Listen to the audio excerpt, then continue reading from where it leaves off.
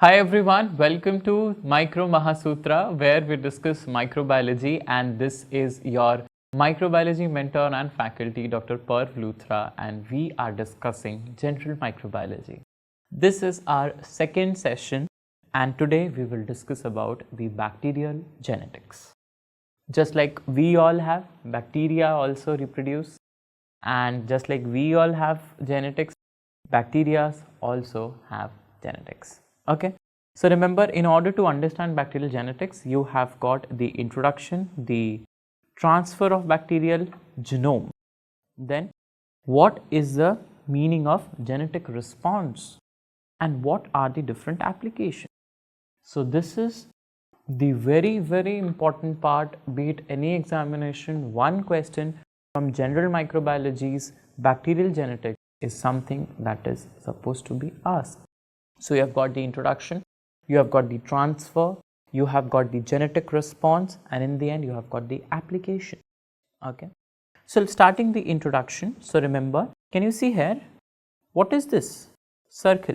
So bacterial DNA is a single circular molecule which is located in the nucleoid region of the cytoplasm. In the last class I have told you cytoplasm has got two parts, amorphous part and the nucleoid region. So in the nucleoid region you have got a single circular molecule located in the nucleoid region of the cytoplasm, which is called as bacterial DNA. Okay, versus plasmid. What is plasmid? Plasmid is also something which is present in bacteria. Plasmid is a circular DNA but a double stranded. Okay, double stranded circular DNA. So bacterial DNA was single circular, it is circular but double stranded DNA. But what is the function of plasmid? Plasmid is also going to replicate but independently of the bacterial chromosomes. But why are you telling plasmid under genetics, sir? Because plasmid can be integrated to the bacterial chromosomes. Plasmid can be integrated to the chromosome of bacteria, and then they are going to do some functions which are going to enhance the survival of the bacteria. So normal genetics are responsible for the normal things, but plasmids which can be incorporated in the chromosome of the bacteria are responsible to enhance the survival of bacteria. Okay, are responsible to enhance the survival of the bacteria. Let me give you a very beautiful example. Plasmids can be integrated into the bacterial chromosomes, I have told you. Okay. Now, there is something which is called as F positive. What does that mean? Now, bacteria can be classified by the presence or absence of fertility factor, that is F positive. F positive means they have got fertility factor. That means they are capable of acting as a donor in conjugation. Oh my God. So conjugation, what does conjugation means? Let's take a very beautiful example. Okay, this is one bacteria and let's say this is a tube which is there, and this is the second bacteria. So one bacteria, a tube is there, this is the second bacteria. So this bacteria, this golden one bacteria is having F positive. It is having F positive. Now this F positive or the fertility factor, it can send to this bacteria, and this process is called as conjugation. So what was this F factor? This was nothing but plasmid. So we consider this bacteria the one having the F factor as F positive, and this was initially F negative. But with the help of this tube, this F positive sent the F factor to this bacteria, and now both of them are F positive, F positive. This process is called as conjugation, my dear friends. This process is called as conjugation. Okay. So please understand, F positive containing the fertility factor is capable of acting as a donor in the process of conjugation. So what do you mean by plasmids? So plasmids code for the genes. Plasmids, they are going to code because they are integrated in chromosome. So for example, if I talk like this is a chromosome and the plasmid is integrated here. So they are going to code for some genes which are going to increase the survival of the bacteria. So what are the examples?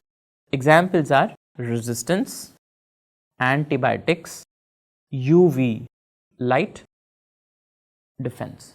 That means bacteria will able to defend the resistance, the antibiotics, that's why making the bacteria resistant, and the bacteria can defend the UV light and some other things also. So it is going to provide a defense to bacteria. Then FMGE or pili, what are these? They are responsible for adherence to the host surface. So bacteria, in order to protect himself, is going to adhere to the surface of the host and kill the host. You know, female vagina is having lactic acid bacillus. Yes, how they can stay there? Because they are going to adhere. And how they are going to adhere? With the help of pili or FMGE. But how they develop pili and FMGE? With the help of genes. Which genes? Coded by the plasmid. So plasmid is giving the defense system. The plasmid is going to help them to adhere, okay, and the plasmid is going to produce the exotoxins also, okay. So for those of you who have their favorite game as football, just let me know who is your favorite player in the comment section, because I am fond of asking this to people. Anyways, so in the game of football, one is the striker, the other is the defender. So both of these function in the bacteria is being taken care by the plasmid itself. And some other plasmids are also there, like col plasmid, responsible for synthesis of colchicine, F plasmid, responsible for fertility. Okay. Coming on to the transfer methods of genetic material. How will you transfer the genetic material? So in order to transfer the genetic material, you have got some processes like conjugation, like transduction, like transformation and transposons. So three are starting with the letter trans: transduction, transformation, transposon.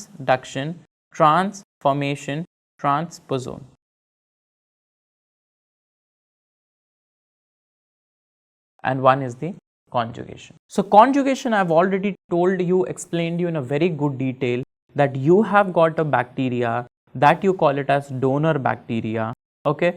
The donor bacteria has got a DNA and this green one F plasmid, right? I have told you F plasmid. So what is going to happen? It is going to produce a tube, which I showed you from this. So tube is going to be there. This tube is called as pilus, and because it is helping in conjugation, this is called as conjugation.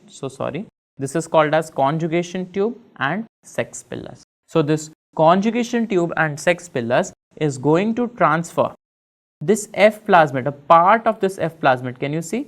A part of this F plasmid is getting transferred from the F positive bacteria, that is the donor bacteria, to F negative one, and once the plasmid is present, green color one, this in turn is going to change into F positive. So both of them are going to be F positive, because initially it was F negative. Initially it was what? F negative. So what is conjugation? The production of the sex pili, this is the sex pili or the conjugation tube, and the transfer of genetic material via the pili is called as conjugation tube. Okay, right? Okay, now what do you mean by HFR positive conjugation? This is again a new concept, an important concept. What is HFR positive conjugation? Remember, initially only the plasmid was being transferred, but in HFR positive conjugation, your plasmid as well as the part of DNA, I'll zoom in, this is a part of plasmid and a part of DNA, they both are going, can you see this red plus green? They both are going to go, and it will lead to the formation of three genetic material in one bacteria. One is in the yellow color, that is there in the F negative bacteria. Then you have got this green one, this is the plasmid. The red one, this is the DNA. Okay, so this entire structure is called as episome. The DNA, which is in red, HFR positive, the plasmid, which is in green, and the yellow own DNA. So the yellow one was its own DNA. If green plus yellow would have been there, it would have been F positive. But because of the presence of this red one, it is HFR positive. That means high frequency. High frequency, I've got three genetic material: own DNA, host DNA, host plasmid. So the host DNA is something that is making it high frequency HFR positive conjugation. Coming on to the next one, transduction. Transduction is the transfer of the genetic material via the bacteriophage. So conjugation is clear, 2 examples clear. Coming on to the next one, that is transduction. Virus. If your computer is having virus, oh my god, it is reducing my productivity. Virus which is going to feed on bacteria, the virus which is going to feed on bacteria is called as bacteriophage or bacteriophage. This bacteriophage or bacteriophage is itself a virus, and it is going to reduce reduction. So virus reduction similar to transduction. So remember, transduction is a process which is having virus. How can you remember? Virus reduction, reduction transduction. Okay, the virus reduction. Obviously virus is coming to the computer, computer's productivity is going to reduce. Virus reduction, reduction transduction. So transduction is a process which involves viruses. Transduction, viruses. So the transfer of genetic material via the bacteriophage is called as transduction. I know it is little difficult. Let us understand with the help of this example, and here I will teach you the differences between the generalized and specialized transduction also. So my dear friends, transduction is of 2 types, generalized as well as specialized. Let's try and understand. See, this is my idea of teaching, okay? But before this, let me just take you back to this structure, the one which is having the DNA, its own DNA, then host DNA, then host DNA and plasmid. So this completely was called as episome. This completely is called as episome. Whereas, please understand, if you have got viral DNA plus bacterial DNA, and in bacteria both donor plus host DNA. Okay, please understand this. If you have a donor DNA, host DNA plus viral DNA, this is called as prophase. So can you understand the difference between episome and prophase? Let me just show you. Episome was the DNA which was given by host, the donor, then you have got the host DNA and then the plasmid, right? Whereas in prophase, it is the bacterial DNA, one which is given by donor, one which is given by host, plus it has got viral DNA. So this is prophage. Okay. So first of all, I wanted to clear this confusion. Now we will discuss about the generalized and specialized transduction clearly. Generalized transduction means, so this is a bacteria A, keep your focus here. This is the bacteria A. Bacteria A has got this virus. Virus has got this black genetic material. Bacteria A has got this red genetic material. So what is going to happen? This virus is going to come to the bacteria. It is going to release its genetic material black. Then you have got this red one that is going to go to the virus. See here, the virus was inside, and now this is viral DNA plus the bacterial A DNA. This is going to go to bacteria B, and there will be three genetic material. One will be the viral and the other two will be the bacterial. Red one from the donor and green one is the host. So what is going to happen? Either the 3 of them can join or only the 2 can join. So if the 2 are joining, that is bacteria A and bacteria B, this is called as generalized transduction. Whereas if all the 3 are joining together, this is called as specialized one, where the viral DNA is also integrating with the bacterial DNA, and the DNA itself is called viral plus bacterial is prophage, whereas the specialized one is the new bacteria. Specialized transduction leads to the formation of bacteria with the triple genetic material. So what is prophage then? So I have told you prophage is bacterial DNA plus viral DNA, but can you see the name phage? Yeah, this is a virus itself. So the virus which is having virus DNA plus bacterial DNA is called as prophage. Okay, and remember that it leads to the formation of a bacteria which is going to have 3 genetic materials. But since the name specialized, it is only for a very few properties and not for all the properties.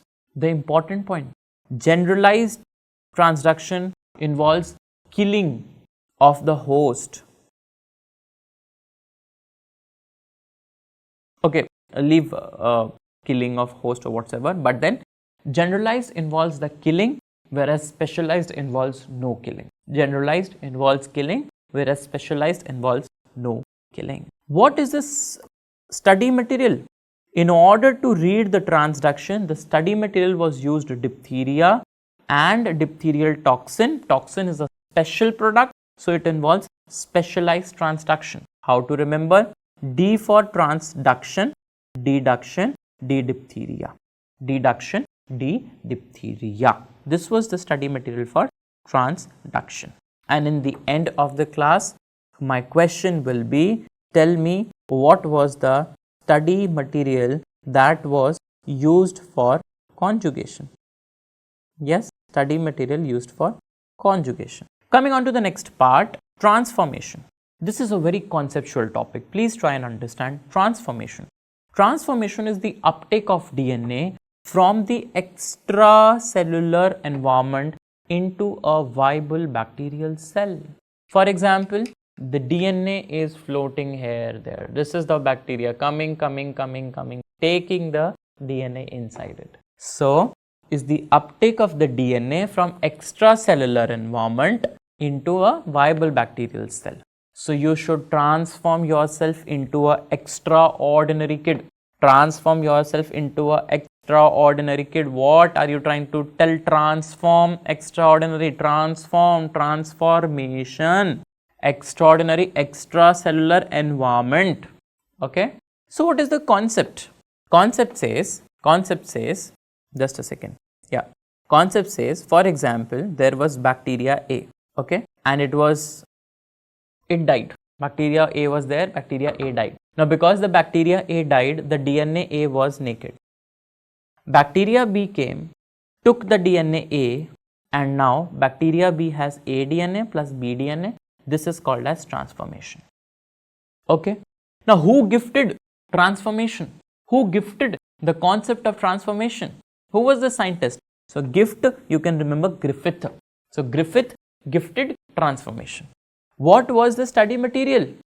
Gift. Who is giving you the gift of microbiology? Dr. Parv. So, Griffith studied everything on P for Parv, P for pneumococcus. Okay. So, pneumococcus is the study material where all the studies were conducted in order to have the result of to understand the concept of transformation. Okay. Coming on to examples. See here, very simple example. For example, you have got a fight. I mean, not you specifically, but a fight is going on. So, bacteria is a soldier, just like me, I am fighting. I am a soldier. So, similarly, bacteria is a soldier, and bacteria is having the sword, and bacteria is going to kill the army. Okay. So, bacteria is the soldier, and the capsule, you remember the capsule responsible for, tell me, AVSM, capsule. Okay. So, AVSM means A for antiphagocytosis, V for virulence. You can watch our previous video, we have discussed this, AVSM and capsule. Okay. So, remember this, bacteria is a soldier, capsule is the sword, because capsule is antiphagocytic. So, what happened one day in a mice. Okay, I'll make mice. Can I make a mice? Mice. So, sorry for the poorest drawing, I think. So, in a mice, we added live bacteria with a capsule. So, live bacteria means soldier was there, capsule means sword was there, and it killed the rat. The rat died. Other day, or in fact in the same day, we injected the dead bacteria. Bacteria was dead, that means soldier was dead. Heat killed bacteria. So, heat killed bacteria means bacteria is dead, but heat can't kill the capsule. Okay, heat can kill the bacteria, heat can kill the soldier, but heat can't kill the sword. Okay. So, sword was there, capsule was there, but can alone capsule kill the rat? No, because the soldier is not there. So, bacteria dead, heat killed, but capsule is there. So, rat is still alive, my dear friends. The third example, the live bacteria. Bacteria is live, the soldier is live, but there is no sword, so it can't kill. That's why the rat was still alive. Coming on to the most important thing now, what we did, we injected live bacteria without capsule plus dead bacteria with capsule. So one army of live soldiers, but they don't have capsule. Another army of dead soldiers, but they have got capsule, they have got the sword. So the live army without sword, this is the live army without sword. This is the dead army but having the sword. This live army without the sword took the sword from this dead army and killed the rat. How? Because when this army was dead, the DNA was given outside. That DNA which was producing the capsule was taken up by this one, live one. So live bacteria with the help of DNA of capsule made the capsule. Bacteria was there, that means soldier was there. They took what? They took the DNA, synthesized their own capsule. Bacteria with the sword, with the capsule, killed the rat. Chooha mar gaya, rat died, and we learnt transformation. Okay, transposons now. What is transposons? So we are done with conjugation, transduction, transformation. Let us understand about the transposons. So transposons are highly mobile pieces of DNA. Highly mobile pieces of DNA. So DNA, like for example, see here, this is DNA A. Sorry, this is black one is the chromosome, blue one is the A DNA, and this one then highly mobile going to the other arm. So the positions are changing. So highly mobile pieces of DNA which often change their positions, these are called as transposons. Coming on to genetic response to the environment change. So now we will discuss about the genetic response to the change in environment. So genetic response means you have got lac operon. Again, I don't want to take the subject of biochemistry because otherwise biochemistry faculty will come and dishum. Okay. So lac operon they will teach you in detail, but from my side just understand. In E. coli, because E. coli is a bacteria, they have got a lac operon. If the glucose is absent, lactose is available, the lac operon is activated. So the E. coli switch their metabolism to lactose metabolism. Okay. So E. coli, if the glucose is absent and lactose is available, lac operon is activated and they are going to switch to the lactose metabolism. Okay. This is the genetic response. And what is lac operon? This is the gene only.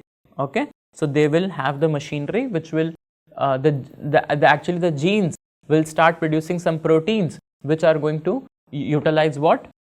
Are going to synthesize a machinery that is going to utilize what? That is going to utilize the lactose. Okay. Last part, applications of bacterial genetics is genetic recombination technology. Genetics recombination technology. This is the application. Okay.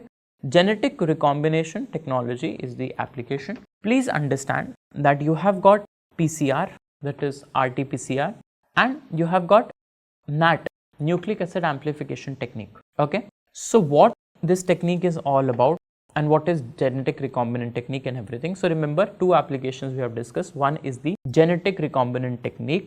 In your 12th class, you must have read about the genetic recombination technique. Okay. Can you tell me a yeast derived vaccine in the comment section? Okay. So surely let me know about the yeast derived vaccine in the comment section. Coming on to the second important part, this is NAAT, nucleic acid amplification test. So what is going to happen? They are going to amplify, okay, I'll write down, nucleic acid of the bacteria. So bacteria has got DNA, RNA. So what they will do, they will amplify, because see, if the bacteria is present only in the small amount, you can't detect the bacteria. So what you do, you go inside, you take out their genetic material and then you amplify. You amplify, okay, and then you can easily see, okay, this is present. True NAT, CB NAT, everything belongs to pathology domain.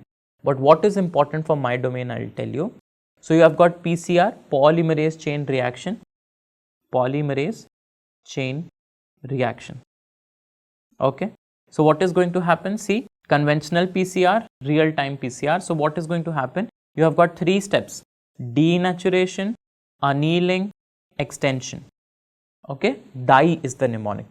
Okay, so DAE. So denaturation means it is going to convert the double stranded DNA into single stranded DNA. Then annealing.